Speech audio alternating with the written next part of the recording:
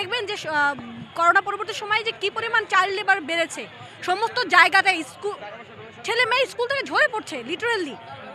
এর মূল কারণ কোন জায়গাতে? মূল কারণ হচ্ছে এই পুঁজিবাদী সমাজ ব্যবস্থা। এখানে আসলে আমাদেরকে ডিসেন্ট্রালাইজ করতে হবে। এই পুঁজিবাদ যে মুষ্টিমেয় কয়েকজন মানুষের কাছে আছে, মনোপলিস্টিক বাজার যারা চালায় তাদের কাছ থেকে কমিয়ে নিয়ে এসে জনগণের কাছে দিয়ে দিতে হবে, এই আর কি। আর 15 বছর যাবৎ যে আমাদের কথা বলার স্বাধীনতাটা বন্ধ ছিল, সেইটা উন্মুক্ত হলো।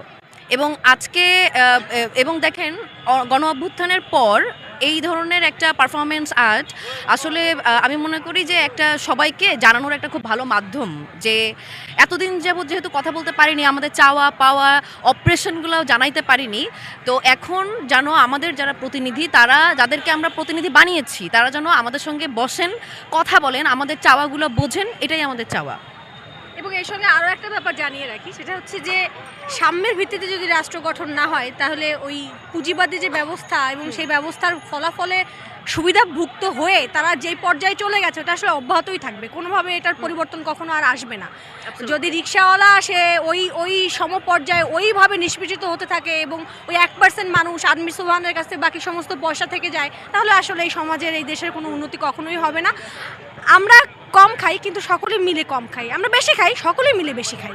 সকলের যেন সমান অধিকারটা এখানে নিশ্চিত থাকে।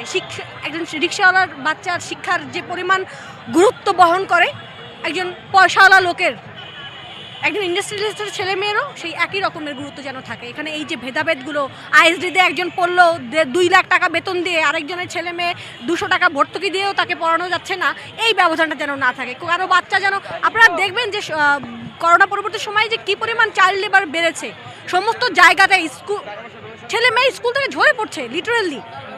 এর মূল কারণ কোন জায়গাতে? মূল কারণ হচ্ছে এই পুঁজিবাদী সমাজ ব্যবস্থা। এখানে আসলে আমাদেরকে ডিসেন্ট্রালাইজ করতে হবে। এই পুঁজিবাদ যে মুষ্টিমেয় কয়েকজন মানুষের কাছে আছে, মনোপলিস্টিক বাজার যারা চালায় তাদের কাছ থেকে কমিয়ে নিয়ে এসে জনগণের কাছে দিয়ে দিতে হবে, এই আর কি। আর সবাই সব কিছু জানে।